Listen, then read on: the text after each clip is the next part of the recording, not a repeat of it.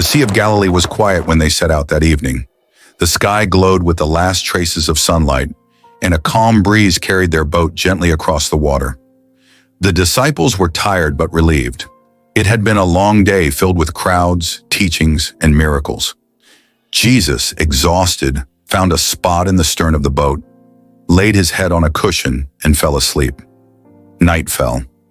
The stars vanished behind a wall of dark clouds creeping across the sky. The breeze turned into a cold wind. The disciples looked at one another, sensing the change. Peter tightened his grip on the oar. The water, once smooth, began to ripple violently. Then came the rain. At first it was light, then sheets of water hammered the boat. Waves swelled higher and higher, crashing against the wooden sides. The boat rocked and pitched as the storm unleashed its fury. Thunder roared across the heavens. Lightning split the sky, illuminating the terrified faces of the disciples. They were seasoned fishermen, men who had battled rough waters before. But this storm was different. The waves towered like walls around them. Each crash sent icy water into the boat, filling it faster than they could bail it out.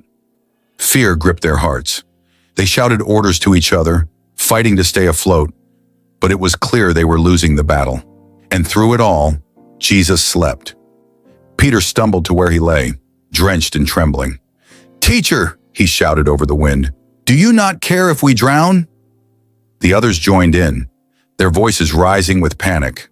They shook him awake, their desperation spilling out with every word. Jesus opened his eyes and stood slowly, steady against the rocking of the boat. The storm raged around him, but he looked out over the chaos with a calmness that seemed impossible. Rain streamed down his face, but his voice cut through the thunder with absolute authority. "Peace, be still."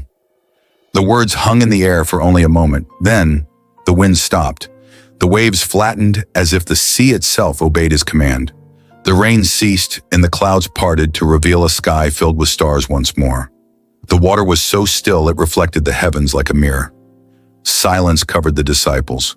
Their hearts pounded, not from fear of the storm, but from awe of the man who had stopped it with just a word. They looked at each other, whispering, "Who is this, that even the wind and the sea obey him?" Jesus turned to them, his eyes filled with both compassion and challenge. "Why are you so afraid? Do you still have no faith?" The boat drifted gently across the now peaceful water, the memory of the storm lingering only in their minds. That night they realized they were not just in the presence of a great teacher. They were walking with the Son of God who holds power over creation itself, and the sea remained calm.